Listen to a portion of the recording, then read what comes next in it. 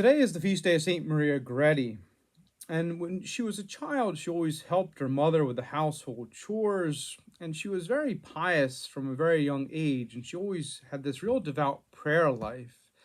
And when she was martyred for our Lord, she sought to preserve her virginity, and she fought off her pursuer, and she was stabbed to death. Now, you can visit the church where they still have her remains under the altar, and she's in Nettuno, Italy. And I was blessed to go there when I was a seminarian in Rome, and one of the interesting things I took note of was this painting on the wall. It showed both Maria Gredi and Alessandro, her murderer, depicted at different times of the whole event, and they both began in light. Then the picture at the stabbing showed Alessandro turn black. But the light in Maria Gredi never died, as she was stabbed and killed. This is a good depiction of mortal sin and how a person in their very interior life dies in the soul. For that day Maria Gredi was killed, but she certainly did not die, for she honored the one who could kill both body and soul by warning him he could go to hell for his actions. And as she sought to preserve her virginity, then finally, as she was dying, she forgave him and then received Holy Communion.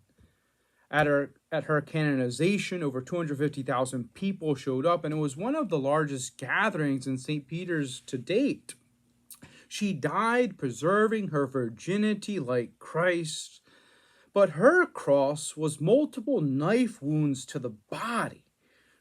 As Pope Benedict XVI mentioned, values worth dying for believe that is the worst crime to prefer your physical life to reverence and destroy for the sake of living reasons for living. In other words, to prefer death than to betray Christ by someone who's threatening to kill you. For our Lord teaches us clearly, do not be afraid of those who can only kill the body but not the soul. But most of us will not die like this, but rather we experience a rather slow, steady, and white martyrdom, whereby through prayer and work we slowly die to sins and become the saints we're called to be with the help of God's grace and persistent effort. For the normal life of holiness is a slow and steady white martyrdom where we are not killed, but we learn to die to sin with the help of God's grace.